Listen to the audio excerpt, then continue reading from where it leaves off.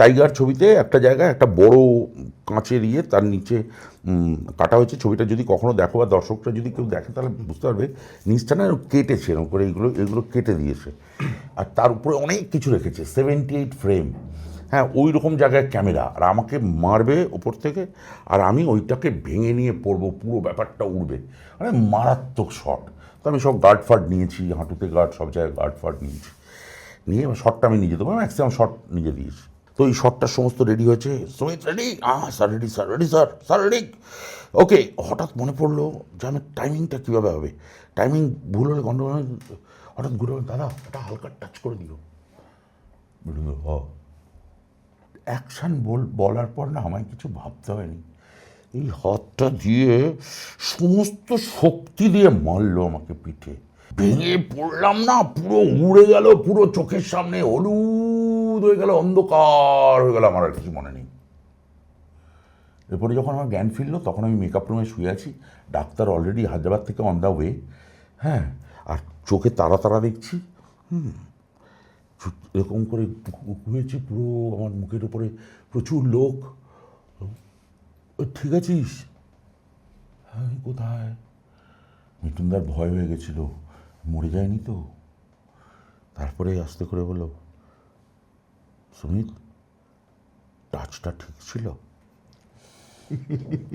আমার জীবনের অরিজিনাল ঘটনা, এরকম যদি বলতে বসি না রাত কাবার হয়ে যাবে। মিঠুন চক্রবর্তীর গল্প, মানে শেষ নেই, কাঁদিয়ে ছেড়ে দেবে একদম, যাকে ধরবে কাঁদিয়ে ছেড়ে দেবে।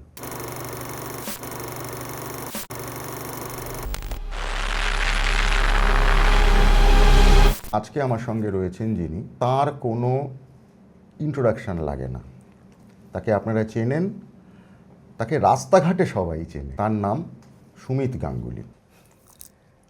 তোমাকে থ্যাংক ইউ এখানে আসার জন্য। হ্যাঁ, প্রথম কথা হচ্ছে যে তোমাকে আমি কি বলবো, বাংলা সিনেমা হেটেড চরিত্র, সব থেকে ইম্পর্টেন্ট চরিত্র, সব থেকে বড় ভিলেন, তুমি কি বাংলা সিনেমায় নিজের অবস্থান কিভাবে দেখবে? তো অনেকটা পিছিয়ে যেতে হয় অ্যাকচুয়ালি, মানে প্রত্যেকটা মানুষের জীবনে তো স্ট্রাগল থাকে, তো আমার জীবনেও স্ট্রাগল ছিল, ভয়ঙ্কর ছিল, প্রত্যেকটি মানুষের জীবনে স্ট্রাগল ছিল। মানে আমি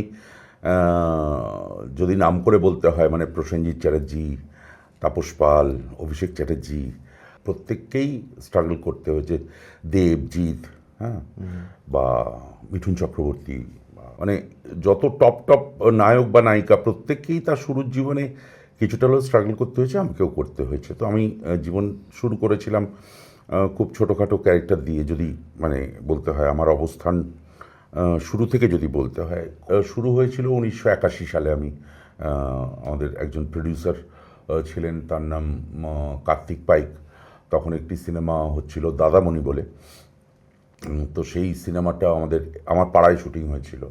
তো তাকে আমি বলেছিলাম একটুখানি আমাকে সিনেমায় সুযোগ দিতে, কেননা খুব ছেলেবেলায় আমি গ্রুপ থিয়েটার করেছি, 6 বছর বয়স থেকে আমি গ্রুপ থিয়েটার করা শুরু। আমার এলাকায় 2-3টে গ্রুপ থিয়েটার ছিল, সেই সব গ্রুপ তারা কম্পিটিশন করে বেড়াতো।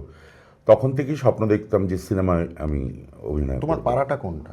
আমি কালিকাপুর বলে, সন্তোষপুর কালিকাপুর, যে ওখানেই আমার জন্ম। সেই সময় তো ওই অঞ্চলটা, মানে যে সময়ের কথা তুমি বলছো 1981, সেই সময় তো ওই অঞ্চলটা খুব কুখ্যাত ছিল। হ্যাঁ, ভয়ঙ্করই কুখ্যাত ছিল। তো না আমার করছি না তার। তো সেই সময় আমার জন্ম 1965 সালে। আমার যখন জন্ম হয় তখন আমার বাবা যেখানে বাড়ি করেছিলেন তার আশপাশটা পুরোটাই জঙ্গলে ঢাকা, মানে দূর দূর পর্যন্ত কোনো বাড়ি দেখা যেত না। বাবা একটা 1 রুম একটা ফ্ল্যাট টাইপের একটা বাড়ি করেছিলেন, একটা বারান্দা, একটা ছোট্ট রান্নাঘর, একটা ঘর থাকার, বাস এটুকু। আর বাবার এক বন্ধু একই রকমভাবে 2টো বাড়ি করেছিলেন, কিন্তু আশেপাশে পাকা বাড়ি বলতে কিছুই ছিল না, পুরো জঙ্গলে ঢাকা ছিল। আস্তে আস্তে আস্তে আস্তে ডেভেলপ হয়। 1981-তে আমি যখন মাধ্যমিক পাশ করে বেরোই, তখন আমার পাড়ার ওই কার্তিক কাকুর হাত ধরে আমি টেকনিশিয়ান স্টুডিওতে প্রথম পদার্পণ করি। তো বিভিন্ন দরজায় ঘুরে বেড়াতাম, সত্যি কথা বলতে ছোটো ছোটো পার্ট করতাম, মানে পার্ট বলতে গেলে সুপার এক্সট্রারই কাজ করতাম, মানে অনেকগুলো ছবিতে। তারপর সেখান থেকে আমাদের ভিক্টর ব্যানার্জি আমাদের নিয়ে একটা সিনেকো আর্টিস্ট সোসাইটি তৈরি করলেন, মানে জুনিয়র আর্টিস্টদের নিয়ে। আমাদের তখন প্রথম 8 টাকা 10 টাকা এরকম হাতে পেতাম, কোথাও পেতাম না কাজ করে। তারপরে আমাদের সিনেকো আর্টিস্ট সোসাইটি থেকে আর্টিস্ট নেওয়া শুরু হলো, জুনিয়র আর্টিস্ট। আমরা কাজ করলাম। এভাবে করতে করতে আমি আমাদের বিক্রম ব্যানার্জিকে বললাম যে আমাদের নিয়ে একটু নাটক করুন, আমি নাটকের ছেলে। তখন উনি কী করলেন, 12খানা শো 12টা ইয়েতে একাডেমিতে করে দিলেন, উনি বুক করে দিলেন। উনি আমাদের সঙ্গে অভিনয় করতেন। শ্রদ্ধেয় মনোজ মিত্রের একটা নাটক কেনারাম বেচারাম, সেটা আমরা মঞ্চস্থ করতাম এবং তাতে ডিরেক্টরদের ডাকা হতো, প্রডিউসারদের ডাকা হতো। তো তারা আসতেন আমাদের নাটক দেখতেন, একাডেমিতে হতো। তো এরকম একটি শোয়ে গরমকালের শো ছিল সকাল 10টায়। তো সেই শোটায় লোকজনও কম ছিল। তো বিক্টর ব্যানার্জি দেরাদুন চলে গেছিলেন, সেই জন্য তিনি চিরঞ্জিত বাবুকে ওই পার্টটা করার জন্য, যেহেতু শোটা বুক আছে, চিরঞ্জিত বাবুকে রিকোয়েস্ট করেছিলেন। উনি বলে যে হ্যাঁ আমি করে দেবো, বিক্টরবাবু বলেছেন। তো উনি রিহার্সালে আমরা 5 দিন বসেছিলাম, কিন্তু উনি আসেননি। উনি ডিরেক্ট একদম শোয়ে এলেন। তো শোয়ে আসার পর এবার একটাই সিনের পার্ট ছিল তার, গেস্ট অ্যাপিয়ারেন্স, কিন্তু 3 পাতার, মানে বড় পার্ট একটা পুলিশ অফিসার। তো ওই সিনটায় আমি যে চরিত্রটা করতাম তাদের 2টো ডায়লগ ছিল, বাকিদের অনেক ডায়লগ ছিল। তো কিন্তু তারা সবাই নতুন, তো ভালো অভিনেতা অভিনেত্রী। তো চিরঞ্জীববাবু প্রথম 2টো ডায়লগ ঠিক বললেন, তারপরে তো গুলিয়ে গেলেন, ভুলে গেছেন। মানে প্রথম, তারপরে তিনি নিজের মতো আমতাবড়ি বলতে শুরু করলেন। এবার আমতাবড়ি বলতে শুরু করে তাকে ট্র্যাকে আনবে কে? এবার আমি তার সঙ্গে ট্র্যাকে তাকে আনছি একটা করে। আমার মনে হয় আপনি বলতে চাইছেন অফিসার, বলে অরিজিনাল ডায়লগটা, হ্যাঁ আমি এটা বলতে চাইছি। এভাবে বলতে বলতে বলতে বলতে পুরো সিনটাকে পার করলাম। করার পর আমার এখনও জ্বলন্ত মনে আছে। চিরঞ্জীববাবু বেরিয়ে এসে বললেন, তুমি খুব মানে বুদ্ধিমান অভিনেতা, তো তুমি আমার গ্রুপ জয়েন করবে? তো তখন ওনার একটা গ্রুপ ছিল অঙ্কুর বলে, তখন সম্ভবত উনি নাগপাশ বলে একটা নাটক করছিলেন ইয়েতে, তপন থিয়েটারে। আর তার গ্রুপে বেশ কিছু নাটক হতো। তো সেই নাটকগুলোর রিহার্সাল চলাকালীনই একটি নাটক আমরা, সেই নাটকটার নাম ছিল ঘরজামাই। তো সেই ঘরজামাই ইতিমধ্যে আমি টুকটুক টুকটুক করে বেশ কিছু সিনেমায়ও পাঠ করি, ছোটো ছোটো পাঠ আমি করছি এবং গ্রুপে অভিনয় করছি চিরঞ্জীববাবুর সঙ্গে। করতে করতে ঘরজামাই নাটকটা উনি লিখলেন।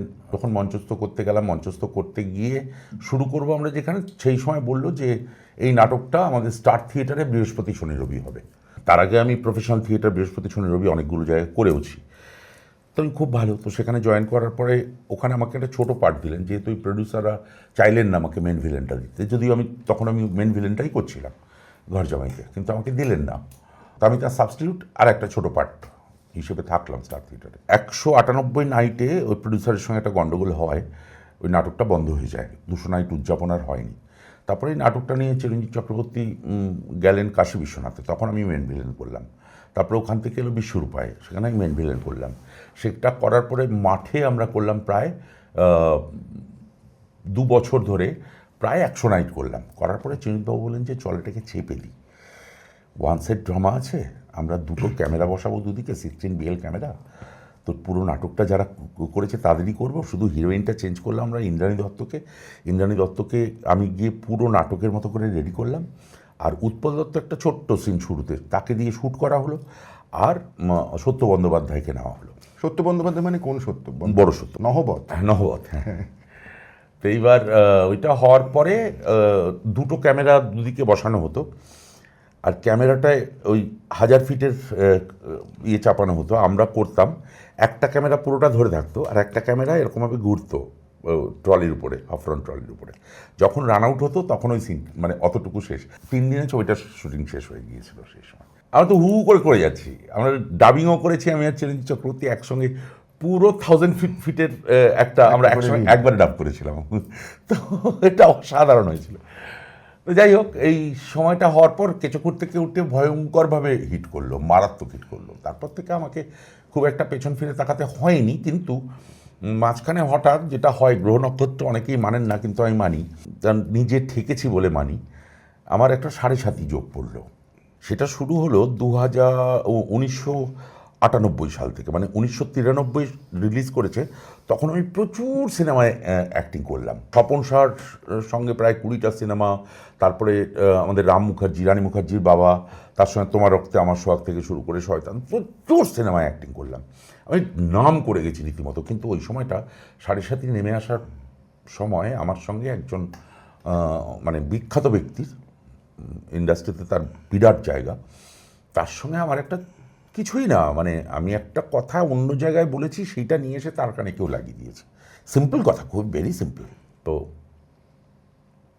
বুঝলাম 7.5 বছর আমার কাজ বন্ধ হয়ে গেল। মানে পুরোপুরি কাজ বন্ধ? পুরো কাজ বন্ধ একদম। তখন আমার হাতে প্রায় 11টা ছবি, এবং এরকমও হয়ে গেছে যে আমার টিকিট কাটা হয়ে গেছে, যাওয়ার টিকিট কাটা হয়েছে, ড্রেসের মাপ হয়ে গেছে, অ্যাডভান্স পেয়েছি, সেগুলো বাদ হয়ে গেছে, মানে টানা। তো আমি তার সঙ্গে দেখা করে বললো, না আমি তো কিছু করিনি। তো আমি বুঝতে পারলাম। তো এইটা হওয়ার পরে 7.5 বছর যখন শেষ হলো, তখন একটা ছবি, প্রথম আমাদের যে আছেন নিশপাল সিং রানে, সুরিন্দর ফিল্মস, তখন তার আগে তারা শুধু ডিস্ট্রিবিউশন করতো হিন্দি ছবি ইত্যাদি ছবি। তো ওই সময়টা উনি ওই প্রথম একটা প্রোডাকশন করতে এলেন, মানে উনি নিজে গিয়েই নিজে গিয়ে মিঠুন চক্রবর্তীকে ফাইনাল করেছিলেন এবং স্বপন শাহকে দায়িত্ব দেন ডিরেকশন দেওয়ার। তো আমি তখন এটা খুব ইন্টারেস্টিং, একটু না বললে মজা লাগবে, দর্শকদেরও মজা লাগবে, খুব ইন্টারেস্টিং। আমি তখন প্রায় মানে একটু ডাবিং করে সংসার চলছে, শোজ করে সংসার চলছে, মানে একটু আধটু শোজ করি, সামান্য অ্যাঙ্কারিং করি, রাত জেগে অ্যাঙ্কারিং করি। তখনকার দিনে এটা 2000 সম্ভবত 3 বা 4-এর ঘটনা। তো 1998 থেকে আমি একদম বসে গেছি, মানে 1998-97 থেকে আমি একদম পুরো বসা, ওই টুকটুক টুকটুক কাজ করা। তো আমার মেয়ে হয়েছে, খুব কষ্ট করেই থাকি, বাবার বাড়িতেই থাকি। তো নুন আনতে পান্তা ফুরোয় বলতে গেলে। তো আমার একটা ছোট্ট মোপেড টাইপের একটা ছিল আর কি, এক্সপ্লোরার বলে একটা বাইক ছিল, তার তেল ভরারও আমার কাছে পয়সা নেই। আমার বাবা ঢাকুরিয়া অ্যান্ড্রু স্কুলে টিচারই করতেন, তো তিনি সাইকেলে করে যেতেন, সাইকেলে করে আসতেন। তিনি বাড়িতে ফেরার পর ওই সাইকেলটা নিয়ে আমি স্টুডিওতে আসতাম। আমি দীর্ঘদিন হেঁটে টালিগঞ্জে এসেছি, আবার ফেরত গেছি হেঁটে। বাস ভাড়াটাও আমার কাছে ছিল না, যদি বাস ভাড়া জোগাড় করতে পারতাম তাহলে ঠিক আছে। বাবাকে বলতাম যে আমাকে 1 টাকা দেবে, তখন মানে 25 পয়সা বাস ভাড়া ছিল। তো এইভাবে চলতে চলতে মানে তখন কিছুই নেই, আমি বাড়িতে বসে, আমার বাড়ির সামনে একটা বড় মাঠ, ফুটবল খেলা দেখছি। আমিও ফুটবল খেলে আমি নামিনি, আমি দেখছি, দেখলাম মাঠের পাশ দিয়ে বাবা ঢুকছে। তো বাবা ঢুকছে যখন, একদম ভালো লাগছে না, বোরিং লাগছে, আমি যাই। মানে তখন ইনফ্যাক্ট আমার পকেটে মানে 1 টাকাও নেই, মানে এমন অবস্থায়, এমন দিন সেটা। তো আবার বাবার কাছ থেকে ধার করতে হবে আমাকে কালকে, এটা ভাবতে ভাবতে বাবা সাইকেল নিয়ে ঢুকেছে। আমি বললাম, বাবা সাইকেলটা লক করুন, আমি বেরোবো। বললো আচ্ছা। তো আমি জামা কাপড় পরে সাইকেলটা নিয়ে টুকটুক করে টেকনিশিয়ান এলাম। তখন টেকনিশিয়ানে, তুমি দেখেছো কিনা জানি না, সার ঘর ছিল রেডটাজের, এরকম সার ঘর, এরকম করে গিয়ে স্বপন সার ঘরটা ছিল একদম মাঠের ডান দিকের কর্নারে। তারপরে এরকম পরপর সুজিত গুয়োর ঘর, এগুলো সব ঘর ছিল, ব্রিজ স্ট্র্যাটেজি। তো ওই ঘরগুলোতে আমরা ঘুরে বেড়াতাম, ঘুরে কাজকর্ম পেতাম। তো আমি জানি তখন আমি কোথাও কাজ পাবো না। তো সাইকেলটা নিয়ে ঢুকে দেখলাম একদম অন্ধকার পুরো, মানে টেকনিশিয়ান, অন্ধকার, সব ঘর বন্ধ। তো যদি স্বপনদা থাকে, একবার স্বপনদার সঙ্গে দেখা করি, যেহেতু স্বপনদার সঙ্গে দেখা করতাম, মানে আমি গিয়ে স্বপনদার ঘরেই আড্ডা মারতাম, একটু চাটা খেতাম আর কি, সাইকেল নিয়ে যেতাম, একটু চা খেতাম, আবার চলে আসতাম। তো দেখলাম স্বপনদার ঘরে আলোটা জ্বলছে, আর সাইকেলটা রাখতে হতো একদম টেকনিশিয়ান স্টুডিওর গেটে ঢুকেই বাঁদিকে রাখতে হতো। তা আমি সাইকেল চালিয়েই ঢুকে গেছি পুরো, একদম অন্ধকার, তো কেউ নেই কোথাও। ওই রাস্তাটা দিয়ে সাইকেল নিয়ে ঢুকে এই ঘরটা জ্বলছে, একদম স্বপনদার ঘরের সামনে গিয়ে সাইকেলটা স্ট্যান্ড করেছি, করে ঢুকেছি। ঢোকার সঙ্গে সঙ্গে দেখলাম ঘরটা না ফুল, মানে একটাও সিট নেই, প্রায় 15 লোক বসে আছে ঘরটার মধ্যে। আমি যেই দরজা, ঘরগুলো তো খুব বড়ও ছিল না, বড় ছিল না, একদম গাছাগাছি করে বসে আছে, সব 15 জন বসে আছে। এই স্বপনদা বসে আছেন এরকম, স্বপনদার চেয়ারটায়, তার সামনে টেবিল, আর স্বপনদার পাশের চেয়ারটায় একটা ফর্সা টুকটুকে একজন পাঞ্জাবি ছেলে বসে আছে, ইয়াং ছেলে, মাথায় পাগড়ি, একটা পাঞ্জাবি ছেলে একজন বসে আছে, কোলে একটা সুটকেস। হেভি দেখতেছি আমি, সারা ছেলেটা হেভি দেখছি। তো যাই হোক, তো ঢুকলাম, দেখলাম, আমি ঢোকার সঙ্গে সঙ্গে ওই স্টেজে উঠলে একটা হিস করে ওঠে না, আমি ঢোকার সঙ্গে সঙ্গে সবাই হিস করে উঠলো। আমি যাবার কি, নতুন দেখলো নাকি আমাকে। শম্ভুদা, দীর্ঘদিনের দুধে লোক, শম্ভুদা প্রোডাকশন ম্যানেজার, তিনি উঠলেন, বাহ, ব্যাস, প্রবলেম সলভ। ওই যে হিসটা উঠলো না, বললো প্রবলেম সলভ। বলার পর আমি তো কিছুই বুঝলাম না। সুমিতদা বসো, কে কে চা খাবে? দাদা আমি একটু 21 থেকে ঘুরে আসছি, আপনার প্রবলেম সলভ হয়ে গেছে, আপনি বুঝে নিন, এবার দেখে নিন, কথা বলে নিন, সব হয়ে যাক। আমি কে কে চা খাবে? সবাই চা খাবে। আমি ওই টেকনিশিয়ানের কর্নারে যে চায়ের দোকান আছে আমি বলে দিয়ে চলে গেছি। বেরিয়ে গেল শম্ভুদা। শোভনদা পান খাচ্ছিল, বসে, আসো সুমি বসো। আমি বসলাম। তারপরে কি খবর বলো, কাজকর্ম কি? দাদা কাজ মানে ফাটিয়ে হচ্ছে, যাই হোক মজা হলো, প্রচুর কাজ করছি দাদা, একটা ডেট খালি নেই, একদম রোজ কাজ দাদা। এই তো শুটিং করে এলাম, বম্বে যাব। তো হাসলো সবাই, এসে আরও একটা দুটো কথা হওয়ার পরে বললো, সেই ডেটটা ছিল সম্ভবত গরমকাল, কিন্তু ভয়ঙ্কর গরমকাল। তখন তো বোধহয় ওই ঘরটাতে, স্বপনদার ঘরটা বোধহয় এসিও ছিল না। না না, কিচ্ছু নেই। সেটাই তো বলছি, একটা পাখা একটা এরকম পাখা ঘং ঘং ঘং করে চলতো। হ্যাঁ, ওইটুকুই। মানে যে দিনটা, সেটা সম্ভবত 20 তারিখ, আমরা যদি 20 তারিখই ধরে নিই, মানে মে মাসের 20 তারিখ যদি ধরে নিই, তাহলে 21, 22, 23, মানে জাস্ট হাতে দুটো দিন আছে, 21 এবং 22। 23 তারিখে থেকে শুরু আর কি। বললো, সুমিত 23 তারিখ থেকে 5 তারিখ পর্যন্ত তোমার ডেট আছে। কোন 23, কোন 5? আমি মজা করছি তখন। এই 2 দিন পরে, আজকে 20, 23, এই 23 থেকে পরের মাসের 5। আমি দাদা এই 23 থেকে যতদিন বাঁচবো সব খালি। হাসলো, জানেন তো দাদা কোনো কাজ নেই, কেন এরকম করছেন আর কি 23 তারিখ? আচ্ছা এরে চেনো? না দাদা। তাকে তুমি যে বললো, হ্যাঁ আমি দেখেছি, ওই মণি শ্রীকান্তের সঙ্গে আসতাম তখন, দেখেছি 2-1টা সিনেমায় কাজ টাজ করেছে আমাদের।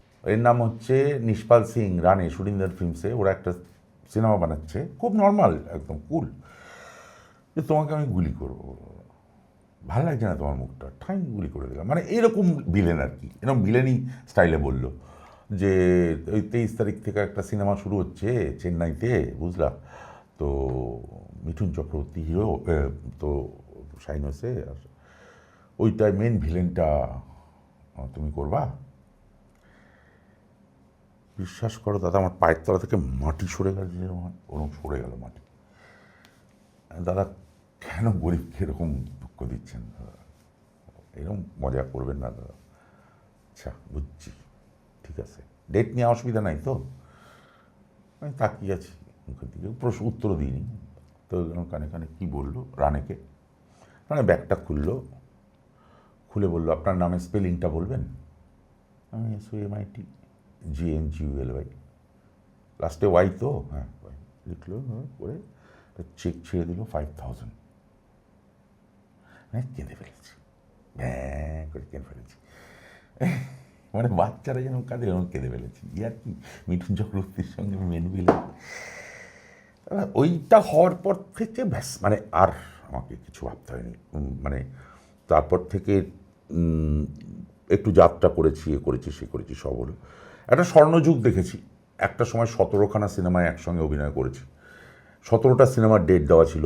আমি ঘুমোতে পারিনি 17 দিন, 17টা দিন প্রায়, তার মধ্যে 14 দিন ট্রাভেল করেছি, মানে from Calcutta to Bangalore, Bangalore to by car Mysore, Mysore থেকে by bus Hyderabad, Hyderabad to by flight Kolkata, Kolkata to by train Odisha, Odisha to by flight Hyderabad, Hyderabad to again Mysore. মানে এইভাবে মারাত্মক ট্রাভেল করেছি। এমন হয়েছে আমি প্লেন ল্যান্ড করে গেছি, আমি ঘুমিয়ে আছি, আমাকে এসে এয়ার হোস্টেস তুলে দিয়েছে। আমি পরে এই সিনটা একটা সিনেমায় দেখেছিলাম, কি সিনেমাটা ভুলে গেলাম, সঞ্জুতে। আমি কি, এটা তো আমার সঙ্গে হয়েছে, একই জিনিসও ঘুমিয়ে আছে। মানে সেটা চলতে চলতে করোনাটা হওয়ার পর যখন সব টোটালটা বন্ধ হয়ে গেল, তারপরে যখন আবার শুরু হলো, তখন দেখলাম যে আমরা যে ধরনের কমার্শিয়াল ছবি করতাম, সেই ধরনের ছবি হওয়াটা মানে 90% কমে গেল। মাত্র 10% কি 5% কমার্শিয়াল ছবি হতো, আর 90% এমন ছবি হতে শুরু করলো যে ছবিগুলোতে আমার কোনো চরিত্র নেই।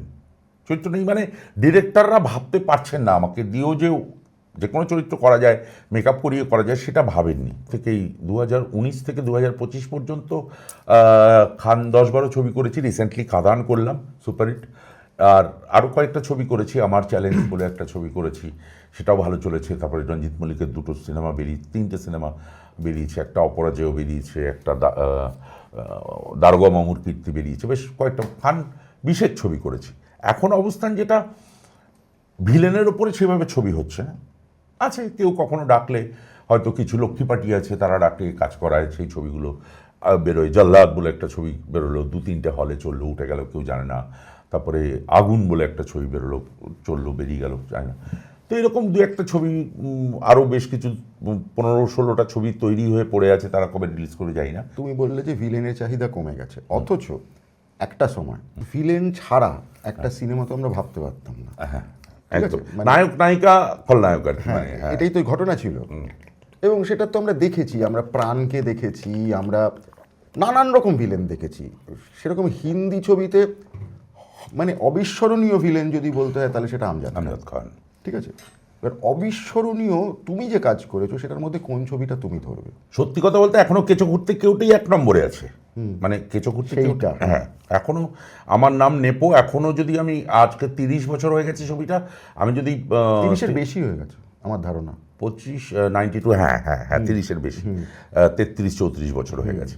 তো আমি এখনো স্টেজে উঠলে ও নেপোদা বলে, মানে এভরিওয়্যার নেপো স্ট্যাম্প হয়ে গেছে নেপোদা। কিন্তু কালু বলে একটা ক্যারেক্টার করেছিলাম আমি, সেটা আমার নিজের জন্য অবিস্মরণীয়। মানে যুদ্ধ বলে একটা সিনেমায় মিঠুন চক্রবর্তী এবং হ্যাঁ, হ্যাঁ। ইয়ে ছিল, জিৎ ছিল, যেটা মারাত্মক হিট। তারপরে তো প্রচুর এমএলএ ফাটাকেষ্ট, মিনিস্টার ফাটাকেষ্ট, যুদ্ধ, হিরো, ঘাতক, মন মানে না, মন যে করে উড়ুক, প্রচুর সিনেমা আমি করেছি। সেই সিনেমাগুলোর প্রত্যেকটা চরিত্রই বড় বড় চরিত্র করেছি। দেবের সঙ্গে আই লাভ ইউ থেকে শুরু করে বিন্দাস, তারপরে আরও অনেকগুলো ছবি ছিল যে ছবিগুলো দেবের সঙ্গে, জিতের সঙ্গে প্রচুর জোশ, টাইগার, ফাইটার, প্রচুর ছবি করেছি। মানে ভিলেনদের তো শেষ পর্যন্ত গিয়ে মার খেতে হয়। হ্যাঁ, তো কার হাতে মার খেতে তোমার বেশি ভালো লাগে? মানে মিঠুন দা না নাকি না, বুম্বা? সত্যি কথা বলতে মানে সব থেকে ক্লাসিক, মানে ফাটাফাটি নিশ্চিন্তে ফাইট করি বুম্বাদার সঙ্গে। সেই ফাইট কেন মারলে লাগে না? না, বুম্বাদা আজ পর্যন্ত জীবনে একটা ছোট কণা টাচ করেনি। বুম্বাদার হচ্ছে ক্লাসিক, মানে এত তার সুন্দর মাপ যে আজ পর্যন্ত জীবনে কখনো ছিটকে ছুটকেও কিচ্ছু লাগেনি, কোনো দিন না। অভিষেক ছিলেন মারাত্মক টেকনিক্যাল ফাইটার, মানে দারুণ। যিশু সেনগুপ্ত খুব ভালো, দারুণ। টোটা রায়চৌধুরী দারুণ, মানে এদের সবার সঙ্গে ফাইট করে দেখেছি যে প্রত্যেকে দুর্দান্ত ফাইট করে, মানে কোনো কিছু নেই। কিন্তু তাপস পাল, সরি মারা গেছেন তিনি, তাপস পাল, তার হাতে প্রায় 8-10টা ঘুষি খেয়েছি এবং সেটা আমার বুঝে গেছি, দাঁত ফাঁত ঝনঝন করে উঠেছে। হ্যাঁ, ধরলে একদম ধরতেন যে ধরাটাই বুঝতে পারতাম যে ধরেছে, মানে পুরো লোম ফোম সমেত তুলে দিতেন আর কি। যাই হোক, তো বাকিরা ভীষণ টেকনিক্যাল। মিঠুন চক্রবর্তীর যেটা সেটা হচ্ছে খুব ছোট করে বলি, মানে খুব মজার একটা ঘটনা। এই ছবিটারই শুটিং করতে গেছি গুরু, তখন তো তার সঙ্গে খুব মজার গল্প হচ্ছে সে হচ্ছে। তো একটা সিন ছিল, আমি ওনাকে মারলাম, মেরে চলে গেলাম, পরে উনি আমাকে একই জায়গায় তুলে মারছেন। মারার পর এরকম ধরেছেন, সেই দিনটা লাস্ট ডে শুটিং, এভিএম স্টুডিওতে শুটিং হচ্ছে, এরকম ধরেছেন, ধরে এরকম হলো, প্রতাপ আর যদি তোকে কোনোদিন এই জায়গায় দেখি তাহলে তুই বেঁচে ফিরবি না বলে আমাকে ছুড়বেন।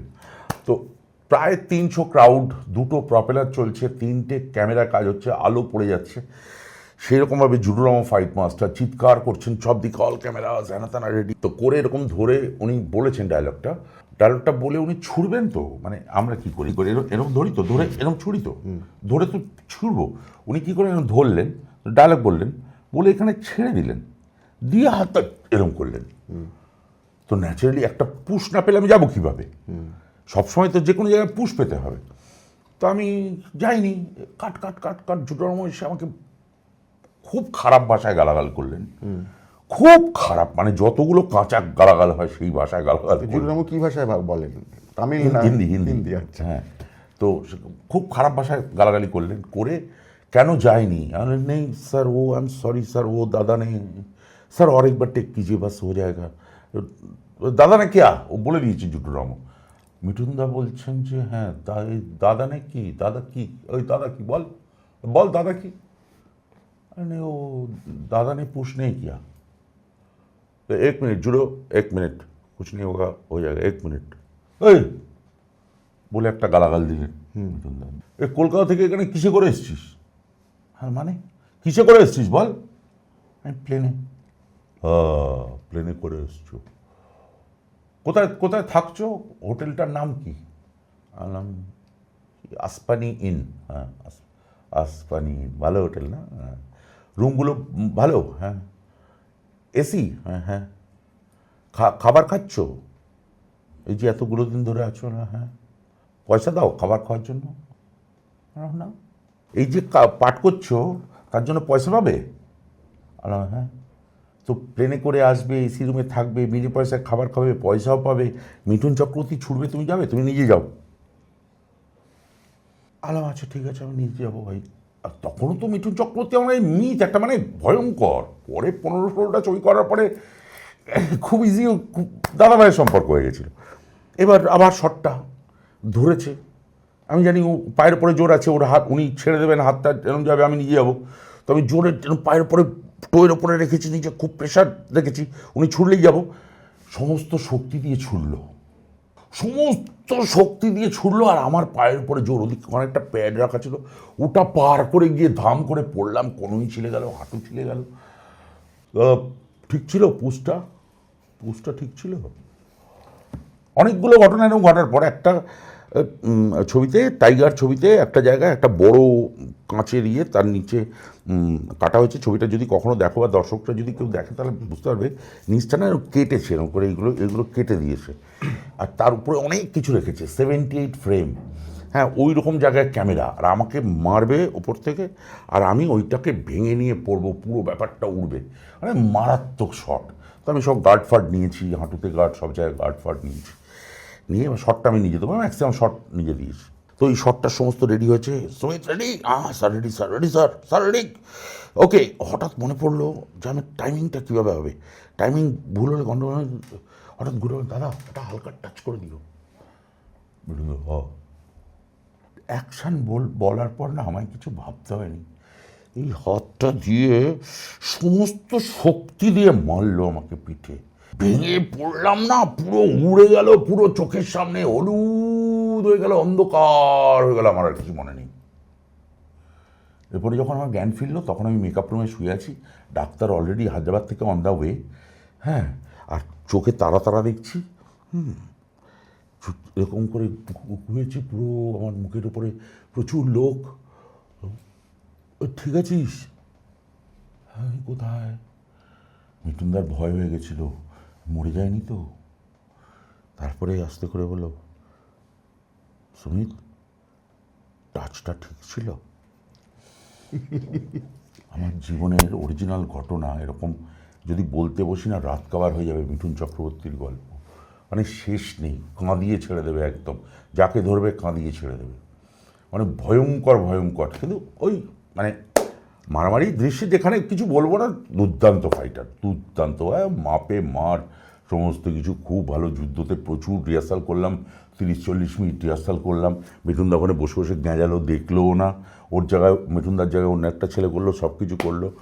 দাদা একবার দেখলো, মিঠুনদা জুটামা বললো, দাদা একবার, 7টা ক্যামেরা তখন, তো একবার দেখলো, পুরো প্রায় 800 না 900 হাসান হোসেন ছিল, হাসান হোসেন করছে, তার মধ্যে মারছে আমার, তো প্রায় 20টা ব্লক, 20টা মারতে মারতে এগোচ্ছে। মিঠুন দেখছি দাঁড়িয়ে দাঁড়িয়ে, পুরো মাঠটা দেখালো, এইখানে মারছি, ওখানে মারছি, এই লাথি, এইটা দিয়ে মারছি, যেটা দিয়ে করে ওটা দিয়ে মারছি, এই করতে করতে করতে করতে করতে করতে একটা জায়গায় গিয়ে বুকে গিঁথবে, ওই পর্যন্ত শট, বুকে গেঁথার আগে পর্যন্ত। পুরোটা দেখলো, জুড়ামো চলে গেল, দাদা দেখলি ওকে শট, টেক কর।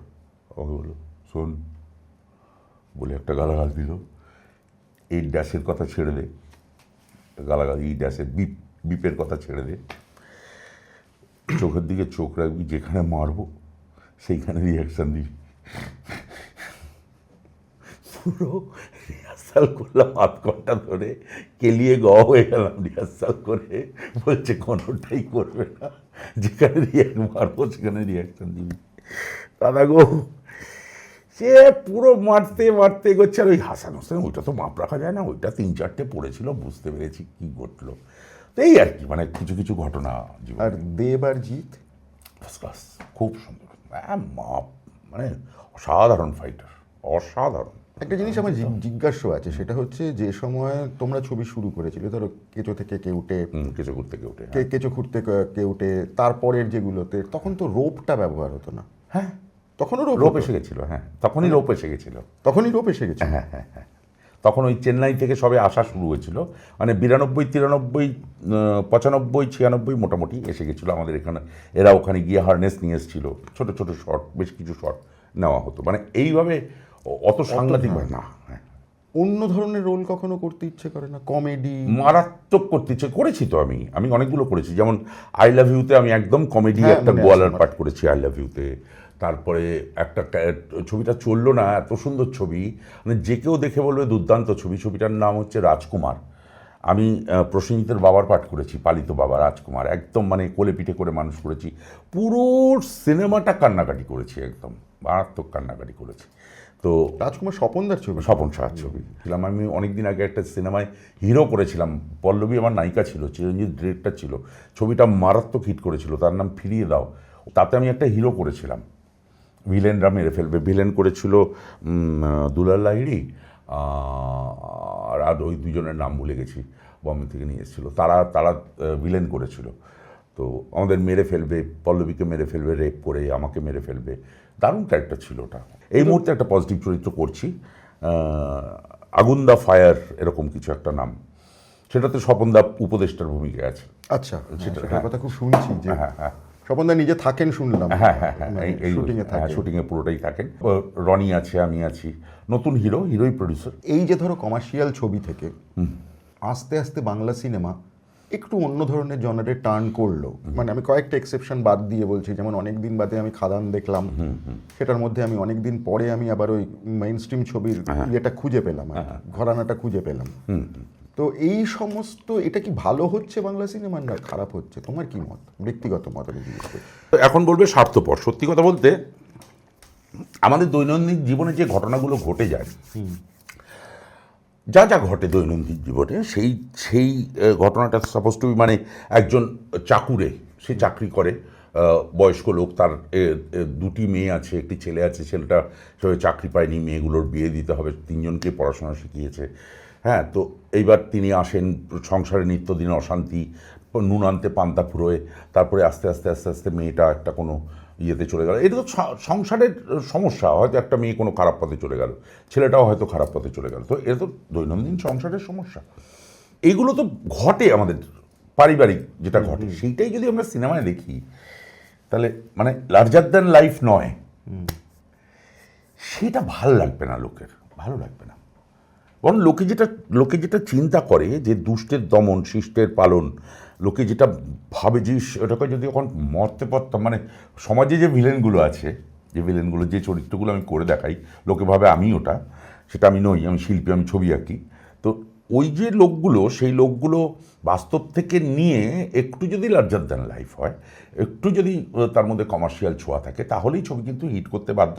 যদি একটা ঠাস বুনন গল্প থাকে, তাহলে কিন্তু, আদারওয়াইজ ঠাস পুনন গল্প কিন্তু একদমই প্যানে মানে একদম বাস্তব সমস্যা, ছবি কিন্তু চলবে না, লোকে দেখবে না, ভালো লাগবে না দেখতে। ওইটাই কি একটা কারণ যে কারণে বাংলা ছবি, একদম। এবং কিছুটা হয়তো আমি বলবো যে যেগুলো একটা সময় মেইন স্ট্রিম থিয়েটার ছিল, সেই থিয়েটারগুলোও তো উঠে যাচ্ছে ছবির অভাবে। হ্যাঁ, সেই ছবিগুলো, কমার্শিয়াল ছবিগুলো, ঠিকঠাক ছবি। আর সত্যি কথা বলতে অনেকগুলো কারণ। যদি বাংলা ছবির পতনের মূল কারণ কি লেখো, তাহলে আমাকে লিখতে হবে ইতিহাসের মতো।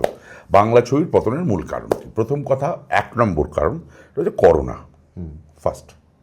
সেকেন্ড কারণ মোবাইল অনেক কিছু খেয়ে নিয়েছে, মানে মোবাইল টর্চ খেয়ে নিয়েছে, মোবাইল রেডিও খেয়ে নিয়েছে, মোবাইল ক্যালকুলেটর খেয়ে নিয়েছে, মোবাইল এরকম যদি ধরা যায়, সেইভাবে মোবাইল কিন্তু সিনেমাও খেয়ে নিয়েছে। একটা লোক যদি কন্টিনিউ, মানে তার সেই চাহিদাটা, সিনেমা দেখার যে চাহিদা, সে যদি দেখতে পায়, কিছুটা টেলিভিশন খেয়েছিল আগে, টেলিভিশনের পরে মোবাইল একদম খেয়ে নিয়েছে পুরোটা।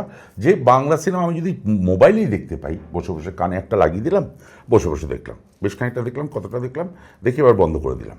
আমি ওটিটি প্ল্যাটফর্ম আমার এখানে নেওয়া আছে, আমি এখানে আরামসে দেখতে পেলাম। তো এটা বেশ কিছুটা কারণ। সিনেমা, বাংলা সিনেমা, হিন্দি সিনেমাও কিছুটা মার খেয়েছে মোবাইলের জন্য।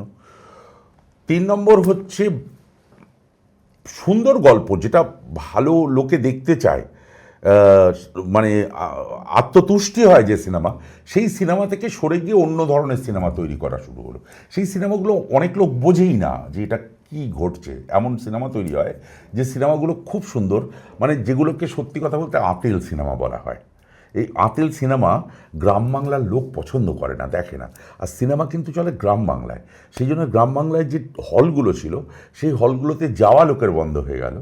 সে হল চালানো মুশকিল হয়ে গেল, যার ফলে হলগুলো উঠে গেল, সেখানে মল না, আমি তৈরি হলো। এরকম কয়েকটা হল জানি যেগুলো শুধুমাত্র দেব বা জিতের ছবি এলে তখন খোলে, তখন হ্যাঁ, দু মাসের জন্য হয়তো খুললো, সেটাই এরকম বাকি আছে। সময়টা বন্ধ থাকে। বন্ধ থাকে কেন? চলবে না, তার স্টাফের মাইনে দিতে পারবে না ওই সময়টা। কিছু স্টাফ যারা করে তারা ওই সময়টা এসে একটা ওই ঠিকাদারের মতো কাজ করে চলে যায়, যে তুমি এই কটা দিন কাজ করবে, পার ডে আমি তোমাকে এই পয়সাটা দেবো, দিয়ে ওইটুকু দিয়ে তারপর ছেড়ে দেয়। বাকি সময় তো চলবে না কারো সিনেমা, লোকে দেখতে চায় না। মানে ভালো অভিনেতা হিরো কই আমাদের, মানে ভালো অভিনেতা এবং হিরো নায়ক সেইটা তো খুব বেশি নেই আমাদের এখানে।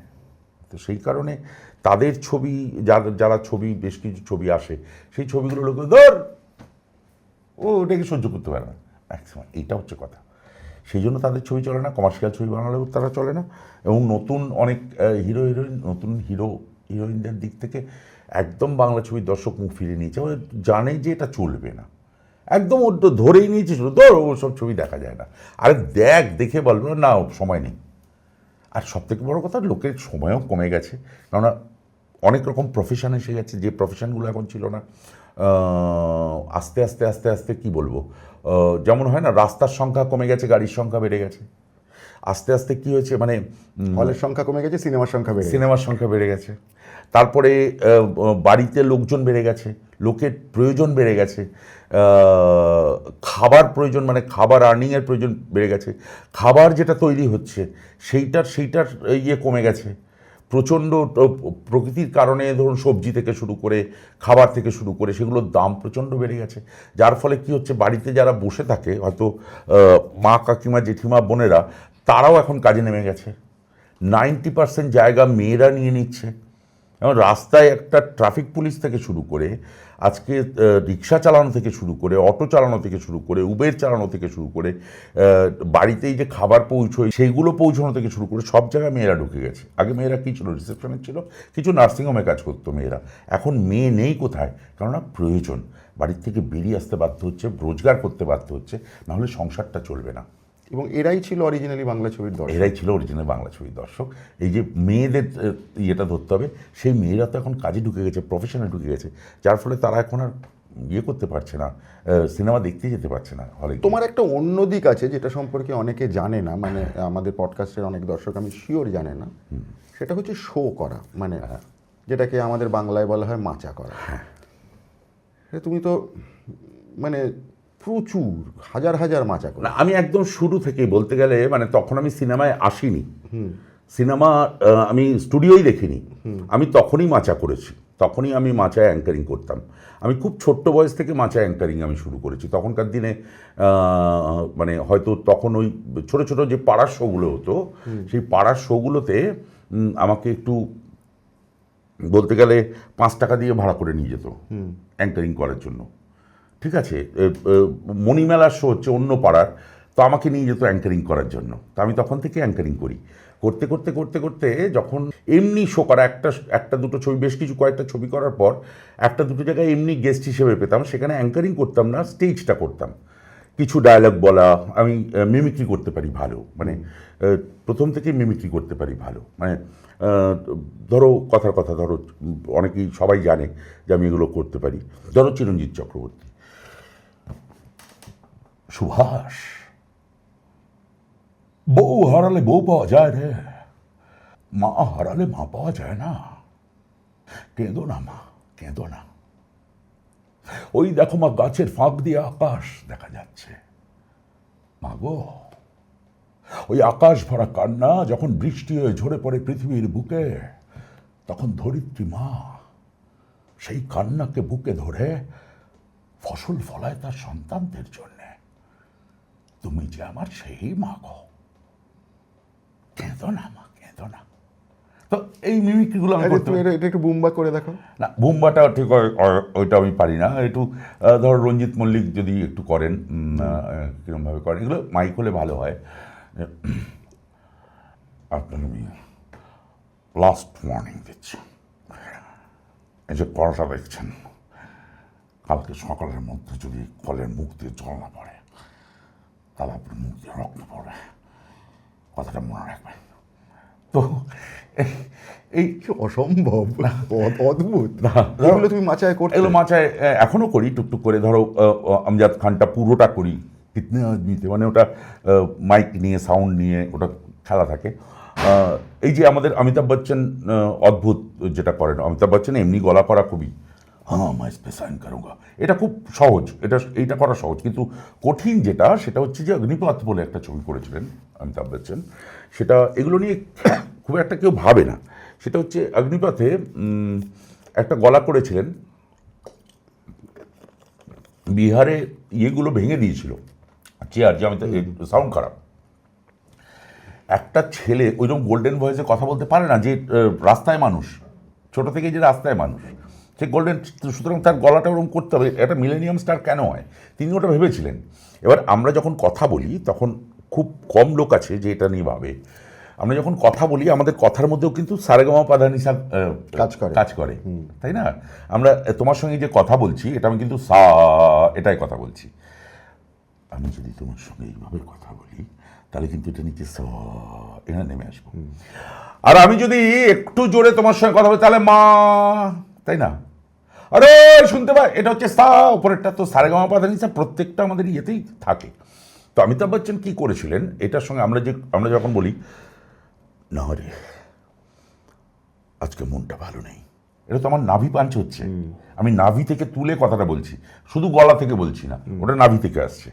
উনি এই সা থেকে সা, তুমি দেখবে সা রে গা মা পা ধা নি সা, এই পুরোটা উনি হাফ নোট করে ভেঙেছিলেন। গলায় এটা অনেকটা কঠিন, আমাকে এটা আনতে, আমি আনবই তোমাতে দর চেপেছিলাম, আনবই। আমার 1 থেকে 1.5 বছর সময় লেগেছিল ওটাকে প্র্যাকটিস করে করে ওই জায়গাটা আনতে, ওই গলাটাকে। উনি তার সঙ্গে নাভি পাঞ্চ করেছিলেন, শুনে শুনে করেছিলাম। সেটা আমি মঞ্চে করি, কষ্ট হয়, খুবই কষ্ট হয়। অমিতাভ বচ্চনেরও কষ্ট হয়েছিল, উনি ডাবিং করেছিলেন অনেকটাই সময়, তো সেইটা বদলে দিয়েছিলেন উনি। হ্যাঁ, না অরিজিনালটাও রয়ে গেছিল, উনি বদলে দিয়ে যেখানে যেখানে দরকার সেইটা, দুটোই ডাবটাই ছিল, দুটো ছিল ওটা। তো সা থেকে সা কীভাবে ভেঙেছেন অদ্ভুত লাগে। এ সালা ওয়াক্ত নেই হ্যায় মেরে পাস, মালুম ওয়াক্ত নেই হ্যায়, দেখো ওপরটা আছে নিচটাও আছে। तुम साला विजय दीनानाथ चौहान को डरता है, हैं? 6 बजे मेरे साथ मौत के साथ अपॉइंटमेंट है, मालूम, मौत के साथ, और तुम साला विजय दीनानाथ चौहान को डरता है। हाँ, विजय दीनानाथ चौहान पूरा नाम, माँ सुहासिनी चौहान, बाप दीनानाथ चौहान, पूरा नाम विजय দীনানাথ চৌহান। তো তো এই যে গলাটা, এটা আনাটা, তারপরে সরজমিন হিন্দুস্তান আসসালাম আলাইকুম, এটা মাইকে খুব ভালো হয়, সাউন্ডে একটা মিক্স করি। তো এইভাবে এইগুলো করে মাচা করা, তুমি যেটা বলছো মাচা করা, সেই মাচা করতে করতেই, সেই জন্য আমার কখনোই কোনো অসুবিধা হয়নি। এই যে সিনেমায় যদি কাজ না থাকে, সিরিয়ালে যদি কাজ না থাকে, অনেক শিল্পীদের দেখি তাদের সংসার চলছে না, আমি এরকম পোস্টেও দেখতে পাই। আমি কোনোদিন বুঝতে পারিনি। আমি শুরু থেকে একটা জিনিস বুঝেছি, ভাই রোজগার করো সঞ্চয় করো, রোজগার করো সঞ্চয় করো, রোজগার করো সঞ্চয়। 5 টাকা রোজগার, 2 টাকা সঞ্চয়, 5 টাকা রোজগার। তোমার আজকে golden time, everyday is not Sunday, পরিষ্কার বুঝতে হবে। আমার বাবা বলে গিয়েছিলেন, বাবা ফার্স্ট এয়ার উইং কমান্ডার ছিলেন মিলিটারিতে, তো পরে উনি স্কুলে জয়েন করেন ভলান্টিয়ার রিটায়ারমেন্ট নিয়ে। তো এইবার সব সময় আমি সঞ্চয় করে গেছি আর মাচা করে গেছি, আমি আজও মাচা করি। আমার এই পরপর এখন এই যে কালী পুজো থেকে নিয়ে শুরু করে একদম আমার এই 16 তারিখেও শো আছে, আমি অনেক দূরে যাব, সেই বালুরঘাট, ঠিক আছে, সেখানে শো করতে যাব। তারপরে ফিরে এসে কালী পুজোর লটটায়, কালী পুজো ওপেনিং থেকে শুরু করে নিয়ে একদম সেই 2-3 তারিখ পর্যন্ত আমার টানা শো। মাচা তো একটা সময় অন্যরা সবাই করেছে, মানে আমি ধরছি বুম্বা, আজও বুম্বাদা শো করে, এখন 100% সবাই শো করে। বুম্বাদা, দেবজিৎ থেকে শুরু করে মিঠুনদা থেকে শুরু, মিঠুনদা একটুখানি এখন বন্ধ করেছে। যত শিল্পী আছে 99.9% শিল্পী মাচা করে। কে করে না? মাচা করবে না? মাচায় টাকাটা কে দেবে কাকা? মাচার টাকা তুমি দেবে? মাচায় যে টাকা পাই সেটা একটা সিনেমায় পাই, তাও পাই না। এমন অনেক সিনেমায় পাঠ করি যেটা হয়তো 1 দিন 2 দিন 3 দিনের পাঠ থাকে, তার থেকে যে টাকাটা দেয় মাচায় 1 ঘন্টায় তার বেশি টাকা দেয়। মানে আমি মাচা বলতে আমি যেটা বোঝাচ্ছি যে স্টেজের যত যারা অ্যাক্টিং করে, অভিনেতা অভিনেত্রী, ডান্সার, পেছনে যারা, তুমি তো তাদের একজন খুব অর্গানাইজারও। না, আমি তাদের অর্গানাইজার নই, আমি বলি এটা, সেটা হচ্ছে যে আমরা বহু বছর ধরে দেখে আসছি এই যে শিল্পীরা যারা বিশেষ করে কম পয়সা পায়, হয়তো একটা মিউজিক, একটা কিবোর্ড বাজিয়ে বা একটা প্যাড বাজিয়ে বা একজন অ্যাঙ্কারিং করে বা পেছনে ব্যাকআপ ডান্সার বা সাউন্ড ইত্যাদি, এরা খুব কম টাকা পায়। মানে 500 টাকা থেকে, আজকের ডেটেও 500 টাকা থেকে শুরু করে 1,500 টাকা পর্যন্ত পেমেন্ট আছে বহু এরকম পেছনে শিল্পী কলাকুশলীর। তো এদের টাকাটাও কি হতো, মানে অর্গানাইজার যারা এই শোটাকে ধরে কমিটির সঙ্গে কথা বলে তাদের কাছে নিয়ে যায়, কথা হলো হয়তো 50,000 টাকার। এবার 50,000 টাকার কথা হওয়ার পর 10,000 টাকা অ্যাডভান্স দিল, দেওয়ার পরে পুরো টিমটা ওখানে পৌঁছে গেল, গিয়ে শোটাকে শুরু করে দিল। শোটা শুরু হওয়ার পর যখন শেষ হলো তখন ওখানকার কিছু মদ্যপ কমিটি মেম্বার বললো তোমাদের অমুক শিল্পীটা ভালো হয়নি। তারা প্রত্যেকে, কেউ এআর রহমান হয়ে গেল, কেউ যতীন ললিত হয়ে গেল, হ্যাঁ, কেউ বিশাল শেখর হয়ে গেল, হ্যাঁ, তারা সব বড় বড় মিউজিক ডিরেক্টর হয়ে গিয়ে বললো যে তোমার ওই মিউজিকটা ভালো হয়নি, তোমার ওই সিঙ্গারটা ভালো গায়নি, আর তোমার ওই কী বলে সাউন্ডটা ভালো বাজেনি, তো এইটা করে তোমাকে 10,000 টাকা কম দেবো, 15,000 টাকা কম দেবো। তো ন্যাচারালি কী হলো, তখন ওই অর্গানাইজার তো টাকাটা পায়নি, যে মানে অর্গানাইজার মানে হচ্ছে যে এই পুরো ব্যাপারটাকে সংগঠিত করেছে। তো এই টাকাটা সে তখন সবাইকে কম দিল। এবার কমিটির সঙ্গে এটা ঝগড়া এরকম করতে দীর্ঘদিন দেখতে দেখলাম যে এদের সঙ্গে ঝগড়া করতে গেলে একটা ঐক্যবদ্ধ শক্তি লাগবে। তো আমরা কয়েকজন মিলে একটা ইউনিয়ন তৈরি করলাম। ইউনিয়নটার নাম বেঙ্গল স্টেজ পারফরমেন্স গিল্ড। একটা ইউনিয়ন তৈরি করলাম, সাপোজ টু বি আর্টিস্ট ফোরামের মতো, আমাদের বাংলা সিনেমার আর্টিস্ট ফোরামের মতো, আর্টিস্টদের একটা ইউনিয়ন। তো সুতরাং প্রডিউসার যদি কিছু গণ্ডগোল করে, আমি আর্টিস্ট ফোরাম মেম্বার, আমি গিয়ে ফোরামকে জানালে ফোরাম তার সঙ্গে যোগাযোগ করবে, আপনি ওর টাকাটা দিন, নইলে আপনাকে কাজ করতে দেবো না। লাইক দ্যাট কোনো কমিটি যদি কোনো এরকম করে, তো ওই কমিটির সঙ্গে আমরা ঝগড়া করি।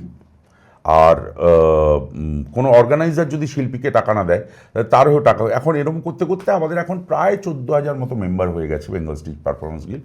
অল ওভার ওয়েস্ট বেঙ্গলে 23টা জেলাতে আমাদের এই সংগঠন তৈরি, প্রত্যেকটা জায়গায় আলাদা কমিটি আছে। এই পুরো ইয়েটার আমি রাজ্য সম্পাদক, আমি হচ্ছি সেক্রেটারি এদের।